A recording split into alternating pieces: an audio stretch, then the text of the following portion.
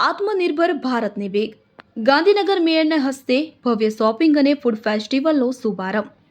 વડાપ્રધાન શ્રીના આત્મનિર્ભર ભારતના વિઝનને સાકાર કરવાના ઉદ્દેશ્યથી ગાંધીનગર મહાનગરપાલિકા દ્વારા સરદાર ચોક દશેરાથી દિવાળીના શુભ સમયગાળા દરમિયાન આયોજિત ભવ્ય શોપિંગ અને ફૂડ ફેસ્ટિવલનો શુક્રવાર તારીખ 3/10/2025ના રોજ શુભારંભ કરવામાં આવ્યો.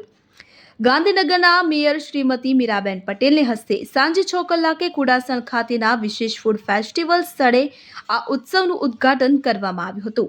આ પ્રસંગે મહાનગરપાલિકાના પદાધિકારીશ્રીઓ, વરિષ્ઠ અધિકારીશ્રીઓ પણ ઉપસ્થિત રહ્યા હતા. આ ફેસ્ટિવલનો મુખ્ય ઉદ્દેશ્ય સ્થાનિક અર્થતંત્રને ગતિ આપવાનો અને સ્વદેશી ઉત્પાદનનો તેમજ ગૃહ ઉદ્યોગોને નગરજનો સમક્ષ પ્રદર્શિત કરવા માટે એક વ્યાવસાયિક પ્લેટફોર્મ પૂરું પાડવાનો છે.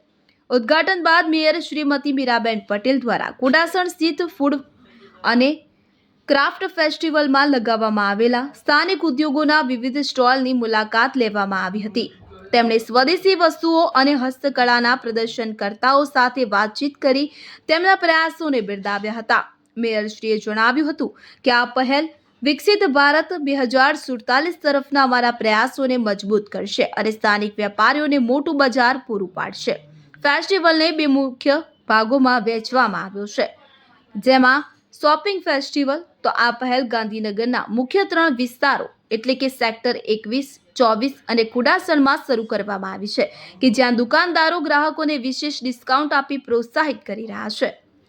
બીજું વિશેષ ફૂડ અને ક્રાફ્ટ ફેસ્ટિવલ કે જેમાં કુડાસણ વિસ્તારમાં સરદાર ચોક પાસે પ્રોમિનેન્ટ હોટેલની સામેના મેદાનમાં વિશેષ આયોજન કરવામાં આવ્યું છે.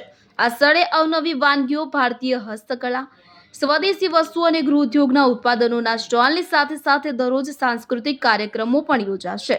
ઉદ્ઘાટનના પ્રથમ દિવસે ગાંધીનગરના સુપ્રસિદ્ધ રામસખા મંડળ દ્વારા ભવ્ય સાંસ્કૃતિક પ્રસ્તુતિ રજૂ કરવામાં આવી હતી, જેણે મોટી સંખ્યામાં ઉપસ્થિત નગરજનોનું ધ્યાન ખેંચ્યું હતું. મહાનગરપાલિકા દ્વારા આ ફેસ્ટિવલ સ્થળને સુંદર લાઇટિંગ વડે શણગારવામાં આવ્યું છે, જેણે આ સ્થળને નગરજનો માટે સેલ્ફી પોઈન્ટ તરીકે પણ આકર્ષણનું કેન્દ્ર બનાવ્યું છે.